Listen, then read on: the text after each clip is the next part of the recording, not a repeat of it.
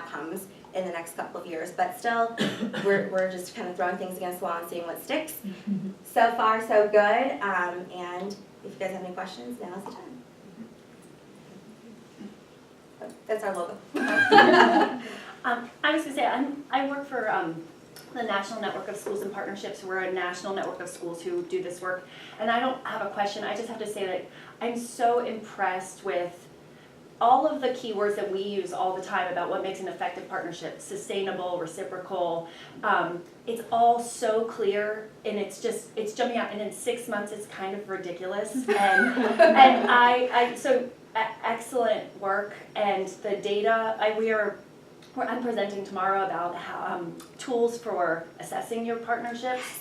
And we have a rubric that's in draft mode, but the outcomes is such a key component of having some sort of metric of like what are the outcomes, because in independent schools we all know it's great and we can do it because it feels good, but when you're working with charter schools and public schools, you have to be able to prove that this is worth their time and worth their giving up some academic instructional time to be working on this. So anyway, this is fantastic. So thank you so much. Yes. I was wondering how you address questions of privilege and race among students, from both schools, misconceptions, preconceptions.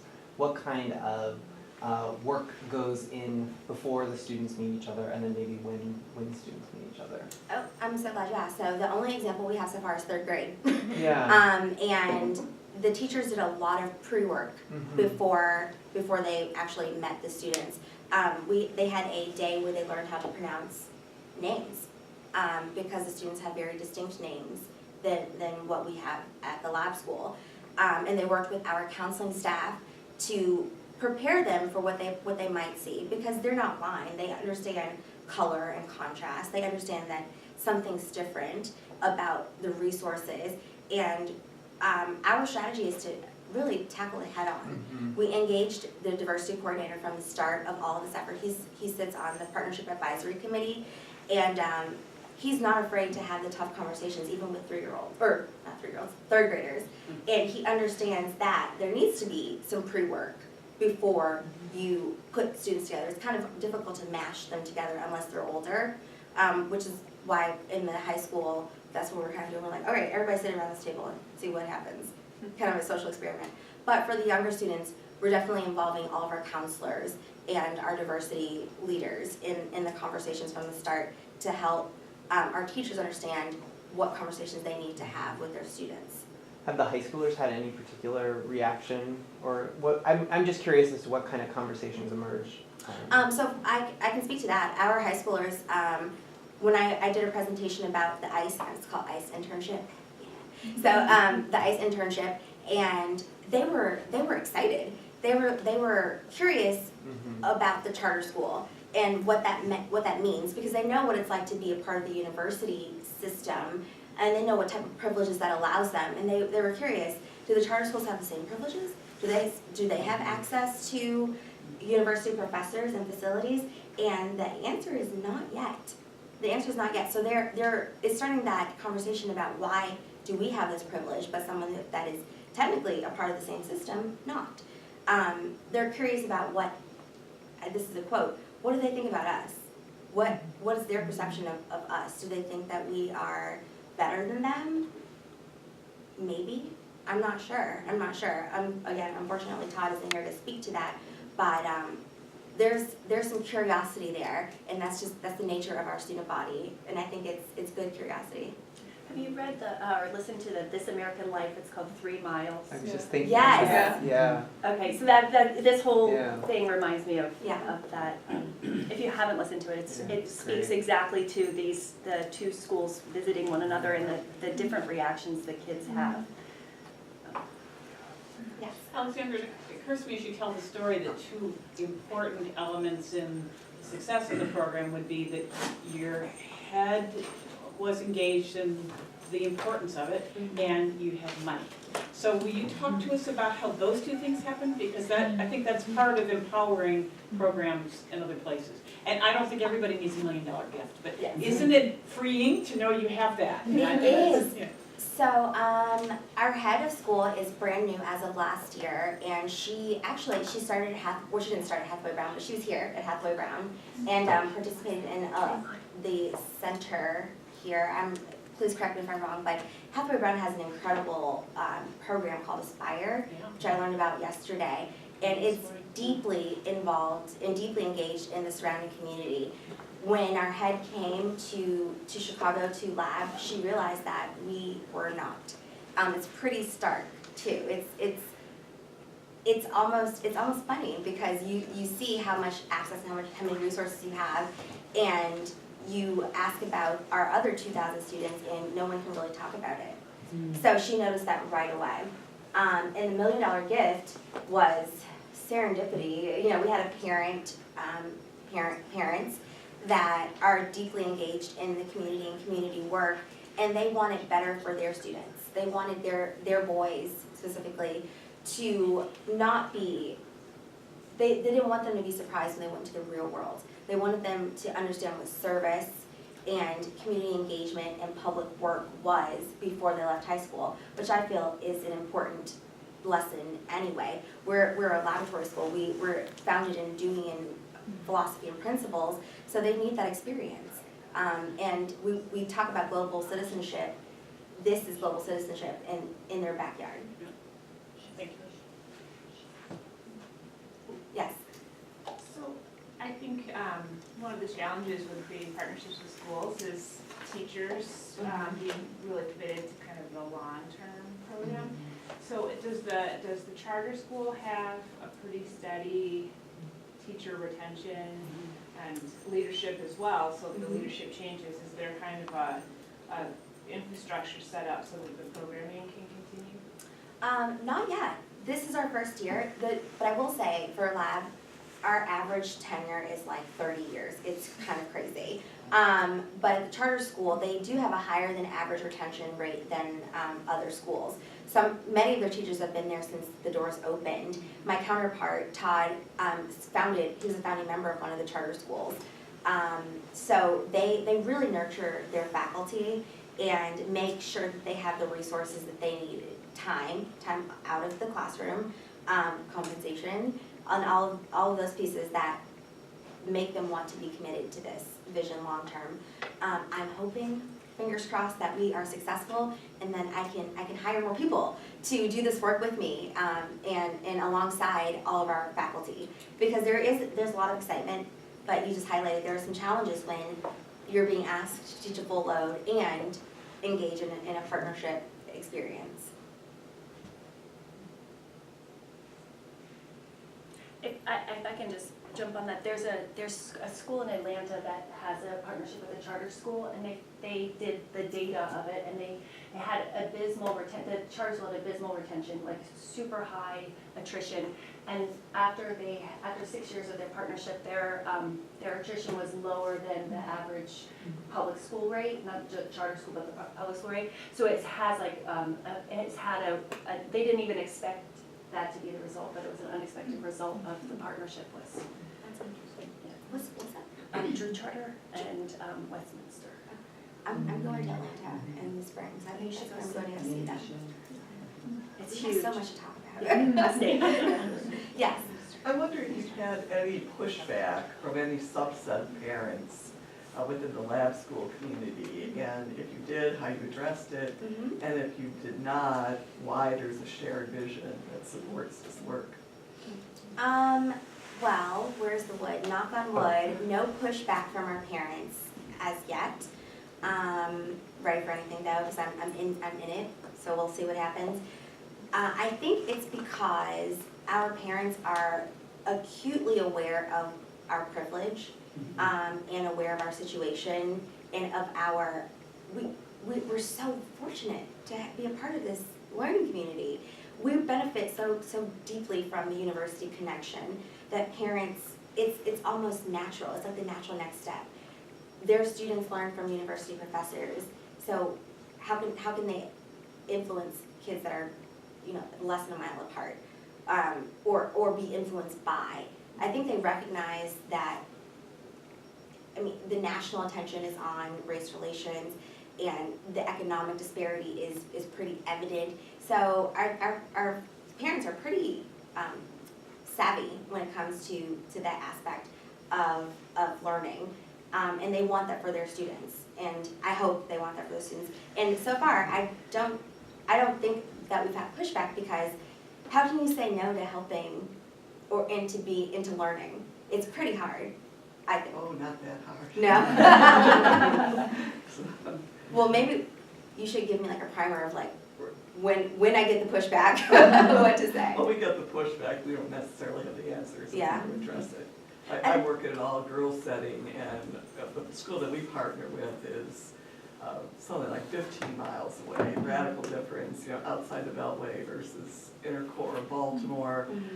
But certainly a lot of families who send students to us are specifically looking for a sheltered experience. So while they may say that in a broader sense they're interested in their daughters gaining exposure, if you operationalize that, there are lots and lots of questions, and also concerns about resources, just a long laundry list. It certainly isn't everybody, but sort of negotiating the language that empowers families that support it without alienating or turning into adversaries families who aren't. It's tricky. I think we're fortunate at the moment because it's an opt-in. You can opt to participate in this partnership through the different resources. Third grade is interesting because they didn't really have a choice. It's like everybody know we're going to go visit a charter school. But for the majority of our programs, you have to elect to be a part of it. I will say, so I'm the service learning coordinator at the lab school, and the experiences I've had with pushback have been more in, I'll partner with advisories. So we have a 7th grade advisory who is going to work in a community garden south and west of our school. And it's in a neighborhood called Inglewood. I don't know if a lot of you have probably heard of Inglewood. And a parent didn't want their kid to go and said that their kid could not go. On that same trip, some of the kids were on the bus, and when they were on the bus, they were saying like, "Oh, duck, we need to get down, there are going to be shots," right? In the debrief after, when they got back to school, their teacher reported back that a lot of them were reflecting on how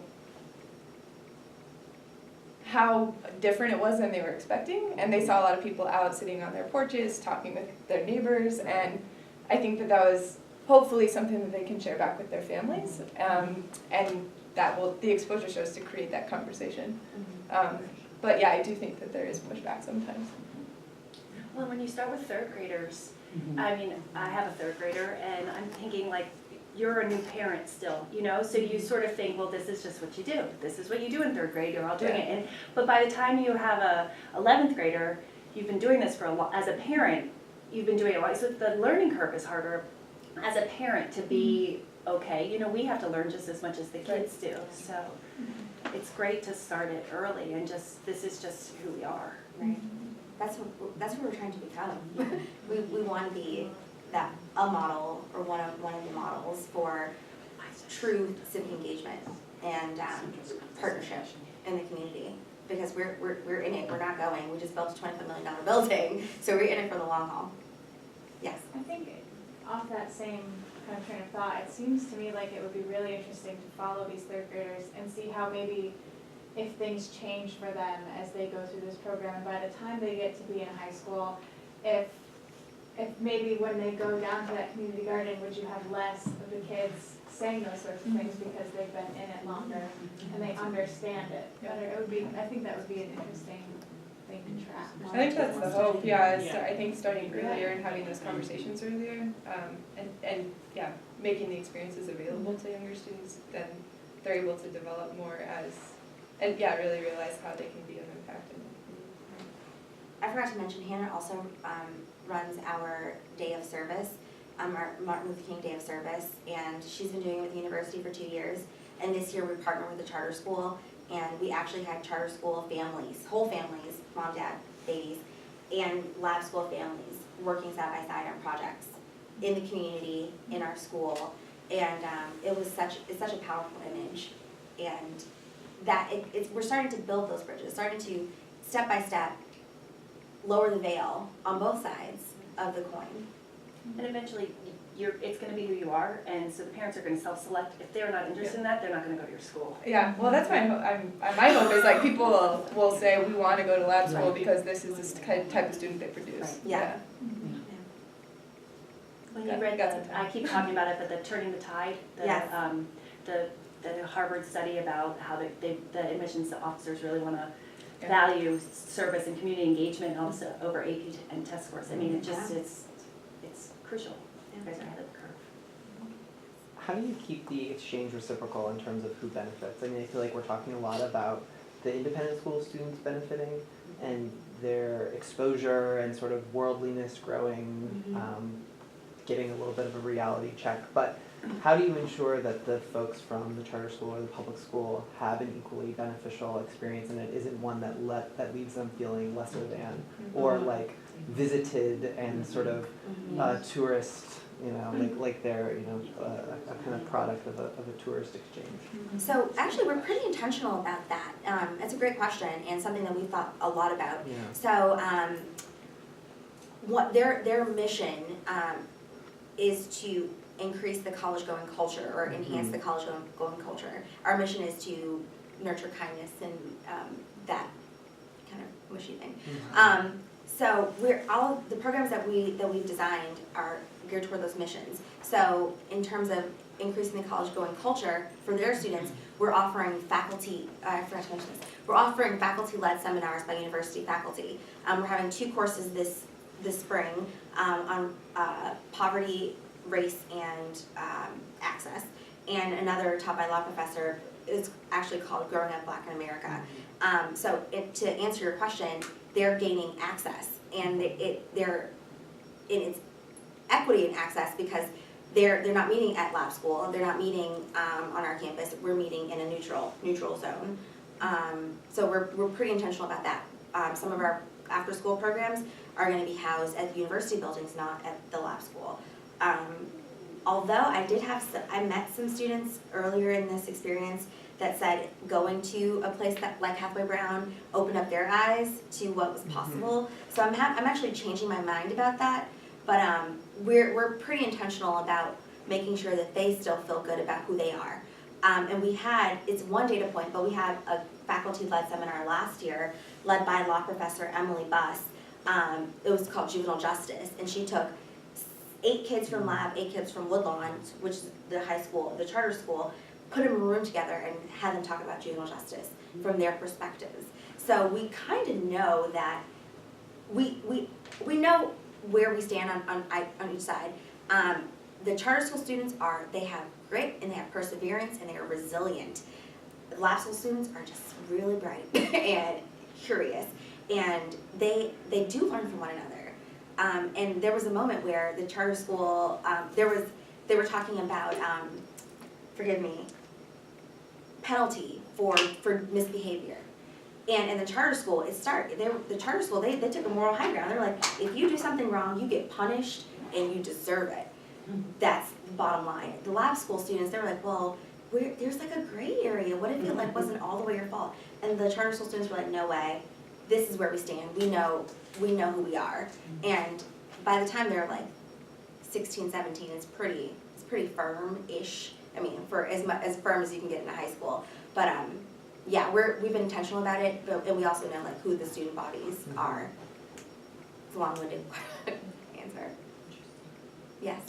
So I did my teacher education training at Penn, and they have Penn Charter School, which is the partner with that, and we did a lot of our student teaching at Penn Charter. So would there be any thoughts in including like University of Chicago students who are in teacher education to kind of get the urban education experience of like teaching in the charter schools to kind of practice their craft there? Sure. So actually, the Urban Education Institute, which is the umbrella under which the charter school sits, has an urban teacher education program.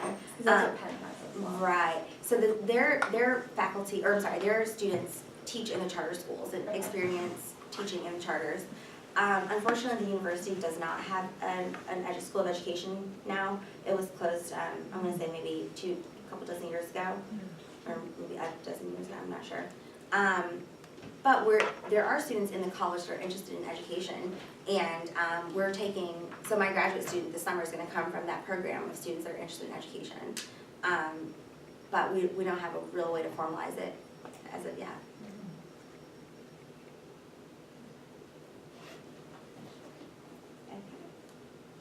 Well, if you don't have any more questions as a group, thank you so much for listening. All right, thank you.